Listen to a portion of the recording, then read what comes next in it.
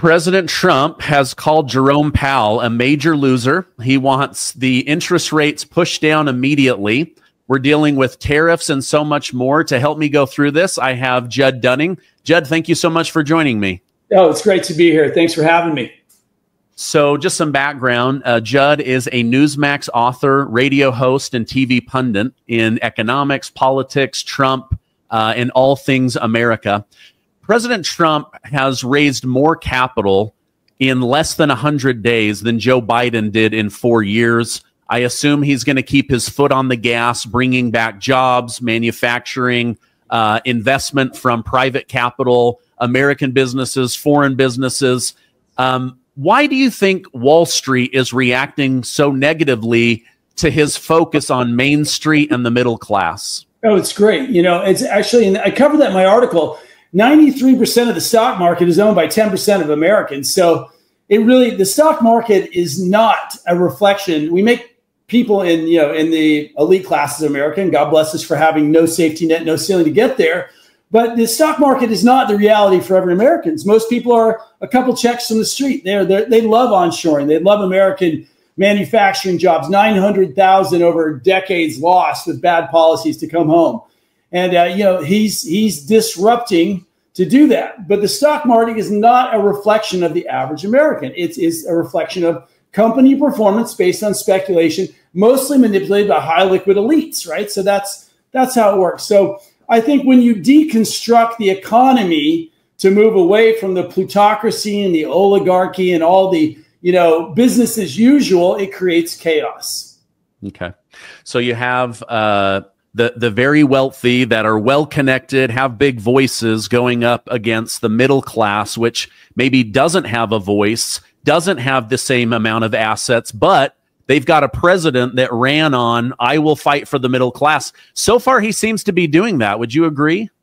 Yeah, absolutely. And I think the most important thing to remember is he was about to go into his second, like Clinton, like a JFK, like a Reagan. He was about to go into his, before the election conundrum that happened, he was about to go into his second term. Second term president has a lot less that he has accountable for. He can actually push through his ideology. And usually on a supply side shift, it happens in the second term. Reagan, Thatcher, almost all of our supply side blowback, our recovery, comebacks happened when our base started to get stimulated enough to start paying down our debt and our national issues. So I think he's right on track. I think I think he's got to create a little bit of chaos to challenge the system to get back to where he was going to be before Biden got in. Okay. Do you think it was wise of him to do this 90-day pause on the tariffs, allow these foreign nations to come in, make their best offer, create new trading partners, strengthen relationships, give Wall Street a little bit of breathing room so that they don't go bonkers? What are your thoughts on him pausing the tariffs? Yeah, absolutely. I mean, look, if you look at his last run, he had 84 significant achievements. And a lot of them were disruptive and created chaos. He's like a salmon swimming upstream the whole time. He's had, $91 million fine, 2 assassination attempts, 34 attempts, 34 lawsuits. I mean, he's been impeached twice. He's not the easy president, right? He's the outsider on the inside. And I think if you always look at the way that he works, he shocks and disrupts and refines and aligns. Shocks, disrupts, refine, and align. It's the Trump playbook. So it's interesting because growth forecasts have changed where they're saying that 2025, we may come down to like 1.4%. So they've actually turned around and they brought that down. They're saying that there's a 45% risk of recession. So our recession is the world's recession. Our country drags everybody with us. So when we're willing to risk our own stability for change, we're risking theirs as well. So they are empowered to also smooth over the waters. You have to understand how trade works, how our economy affects the world. Yeah. Wouldn't you say, though, that a recession, I mean, in the business world, they say those are good. They wipe out the zombie companies. They allow people to restructure. They happen every couple of years. Trump is not going to be pumping the same kind of money out that the Biden administration was. Is this Wall Street adjusting to new government spending and focus? The flip side is we were about to change our our calculated CPI, you know, our target to 3% inflation, right? That was in strong consideration before Trump came in. So let them recalibrate, let them reconfigure. We were about to sign off to be another European Union. The whole Biden administration's idea, the elites, the progressives, was to homogenize America, take us out of a world leadership position, let us be part of the globalization and technocratic community. And Americans, with a mandate, said, we're willing to take the hit, take the risk.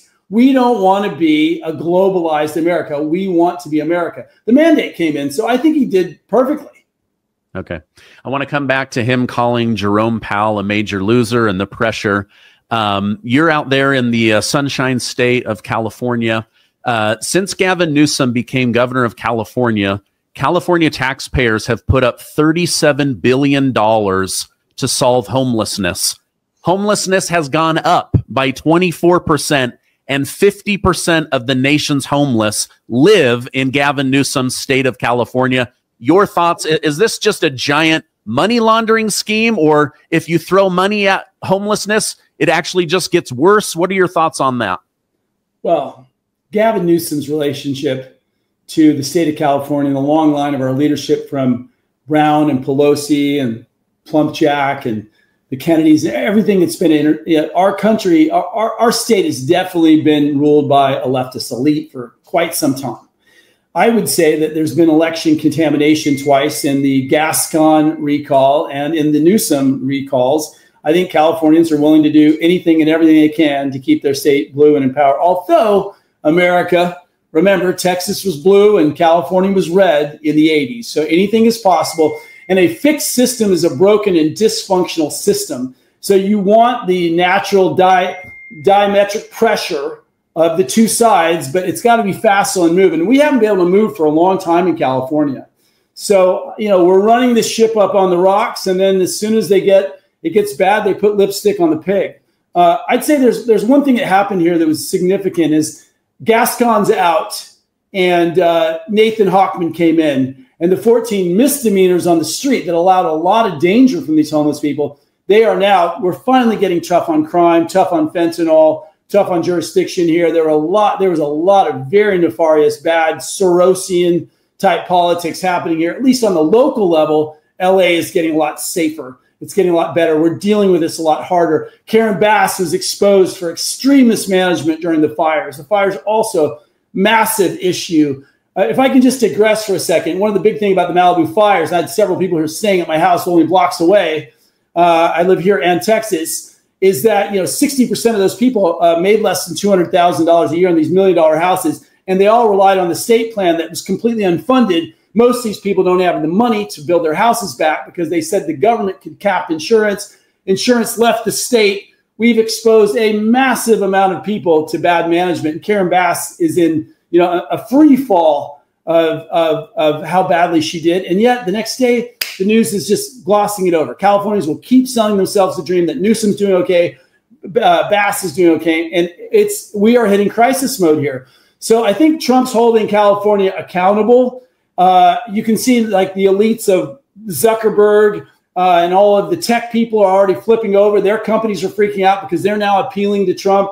I think the cumulative pressure for adaptation, sorry about that, I think that's happening here.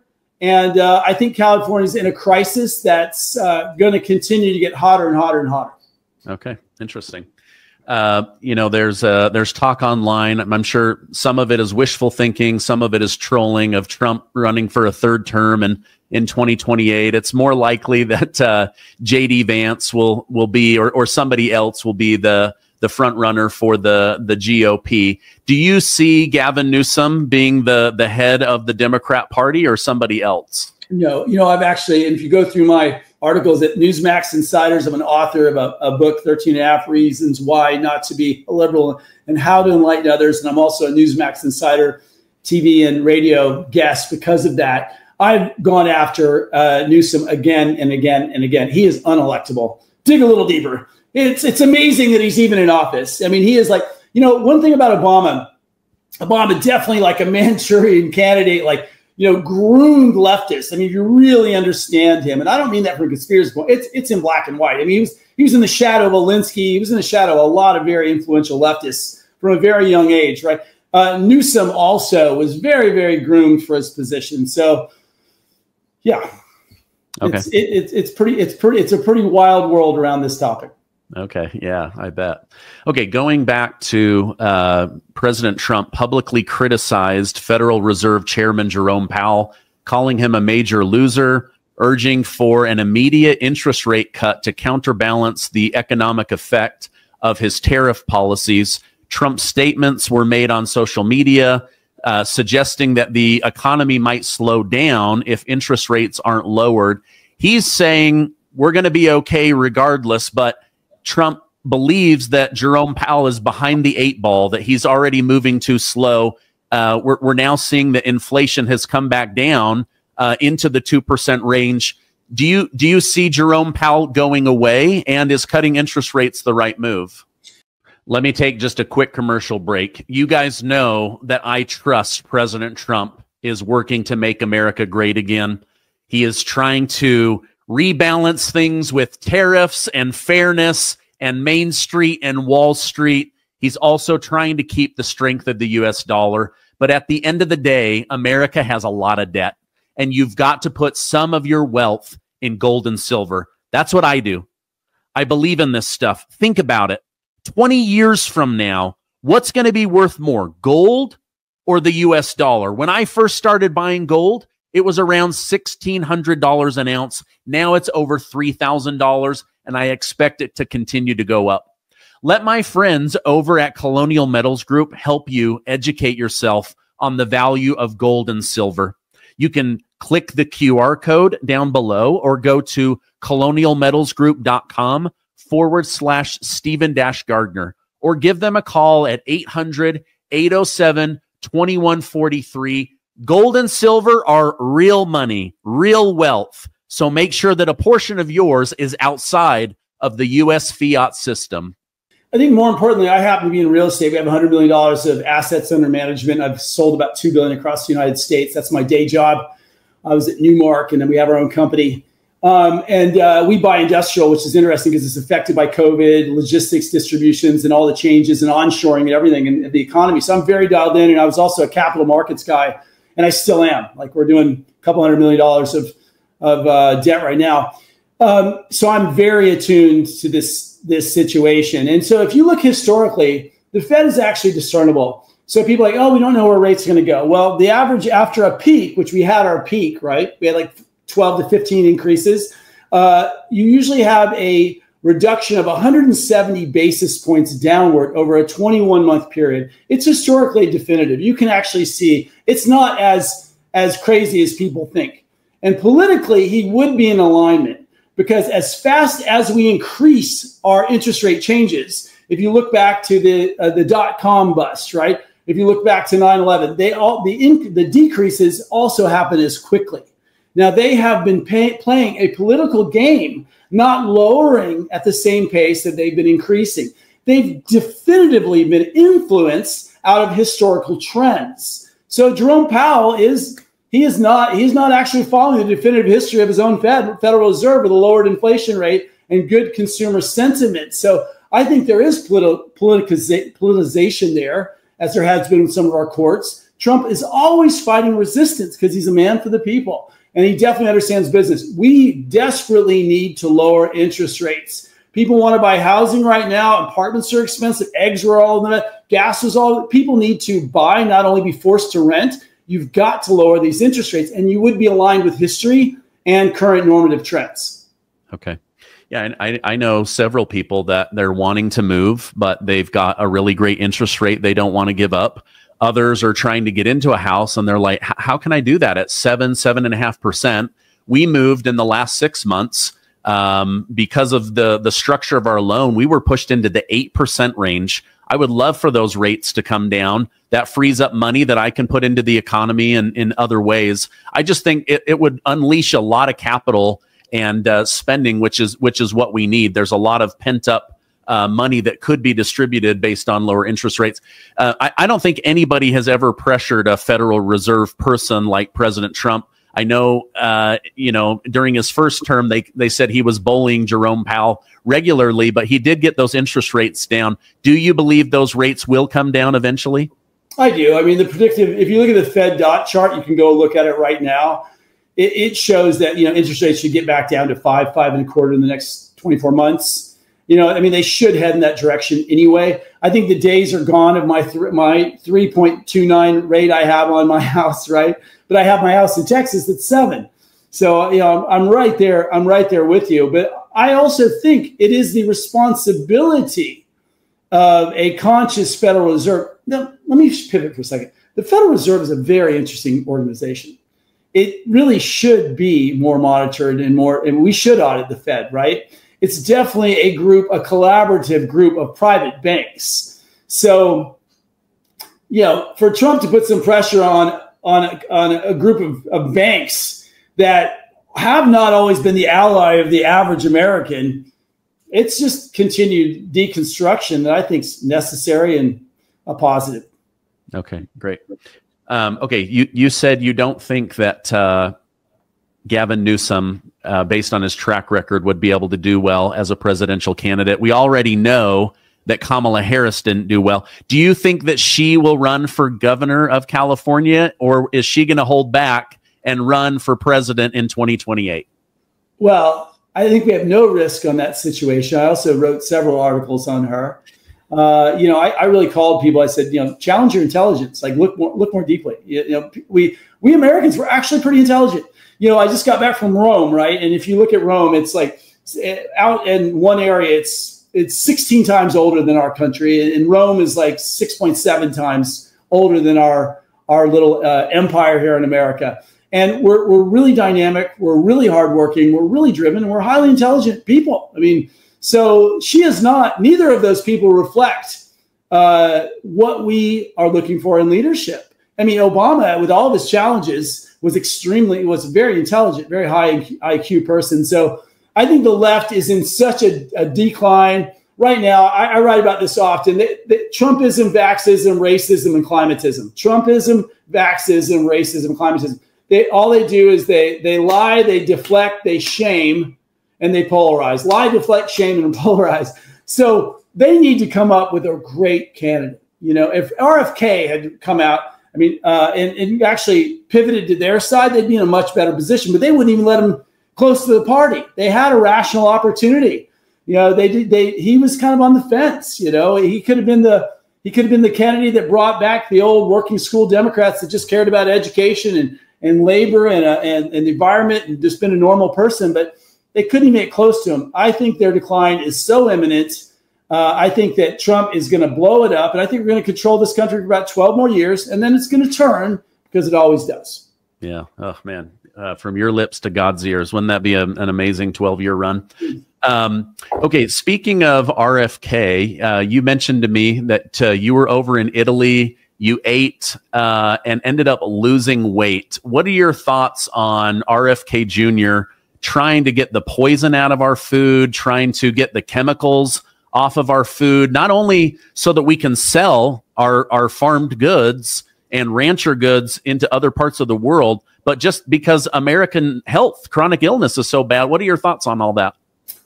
Well, it's very interesting living both I'm a resident of Texas, and I come back and forth to California. I literally left because I felt like I wasn't getting my money for my taxes. Ronald Reagan, you vote with your feet. But in Texas, I bought a website like Redneck Vegans, and it went from like $30 to like $3,500 in value because I went down there. I was like, wow, food consciousness in this state is horrible, except for a few places like downtown Dallas and downtown Austin, right? And it was wild. And you can go to most of the places there, and the vegan there, I'm a vegetarian. Vegetarian is late night Taco Bell, without anything on it. It's a pretty bad situation. We are so brainwashed in that degree. I think that on the flip side, one of the things I loved about Rome was people smoked on the street.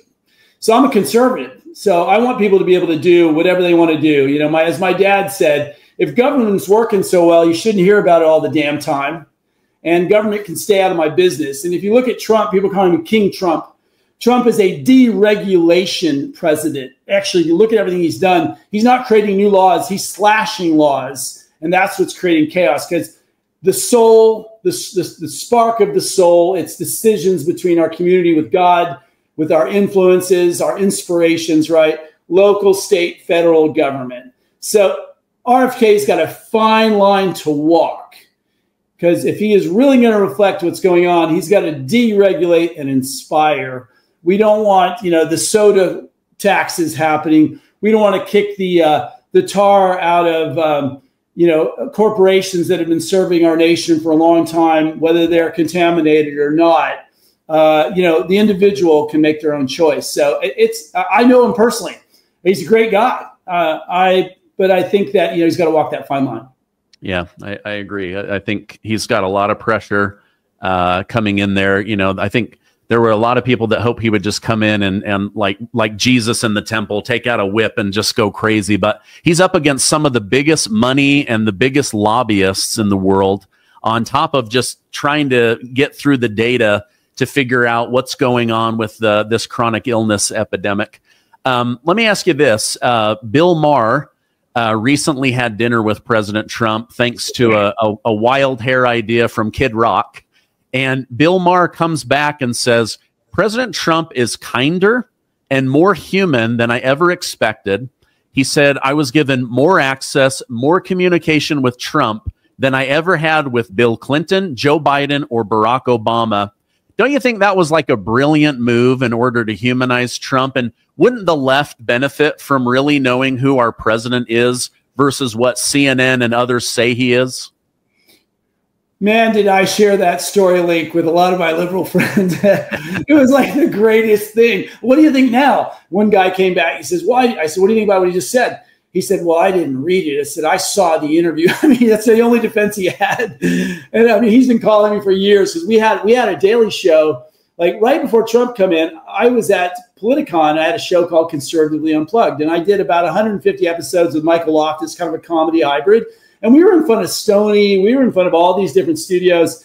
And I was really proud of what we wrote. We were very close to the networks. And when Trump came in and was hated, it was like, and I used to be I was in arts for 20 years. I've been in real estate for 20 years and politics personally for like 7 or 8 years. And we did an episode.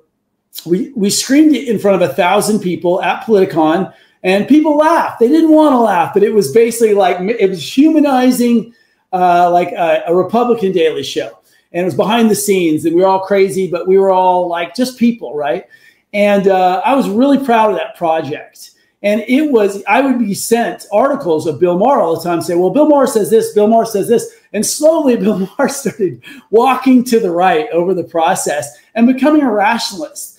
And I really think the call of good Americans is never to be the vitriolic, hate, polarization party of progressive leftists, which are literally like 8% of their party that's contaminated 40% of their party, left 60% of their party disenfranchised. But to be people like Bill Maher is to treat those people that come to the rational center with love and respect, you know? So I think that was the best thing about that. And I think Trump, for me, I've always studied him. I mean, when they were calling me a racist, I was like, why did he win the NCAA awards? Why were women heralding that he was amazing to work for? You know, he was a granddad with a few discretions in his sexual element when he became a billionaire. Walk that path without indiscretion. You know, it's not easy to walk into the realms of what, you know, the God realm of success, right? So overall, his character marks are really high, and I think we all know it. So it was great to see it. Yeah, I've been a fan of Donald Trump. I've been a fan of Bill Maher, and I feel like kind of like Elon Musk, where he said, you know, the left actually just moved further left and left me behind. I think Bill Maher has kind of been the same person, but now his eyes are being opened and he's going, wait a minute. I'm a liberal. I'm for freedom of speech. I'm a Democrat, but this is not the party that I grew up in, and I think his eyes are being opened. But some of the guests he's been bringing on, like Steve Bannon and others, have been really interesting to watch their interviews. Judd, I know you've got a busy day, and we've got a hard out. If people want to follow you online, tell me about your book quickly, and then where can people follow you online? I have an audiobook and a regular book. It's 13.5 Reasons Why Not to Be a Liberal and How to Enlighten Others. It's been out for a couple of years, and it was bestseller. It was really honored. I wrote it just to kind of educate my kids, and it ended up taking off. And then we have Newsmax Insiders. It's Unapologetic with Judd Dunning, or Bullet Point Nation, excuse me. Bullet Point Nation on Newsmax Insiders. Go over there, find my name, just Judd Dunning Newsmax. Look up, sign up. And the best way to stay a hold of us is just follow me at Judd Dunning. That's 3 Ds, 2 Ns, Judd Dunning, Judd Dunning, Judd Dunning on Twitter. That's where we kind of our biggest voice is. Okay, I love that. 3 Ds and 2 Ns. I'm going to put direct links so that people can find that super, super easy. Thank you so much for taking time out of your busy day to come on. I'll get those links down below as I promised. I hope you have a great rest of your day. You're a gentleman. Thank you. God bless.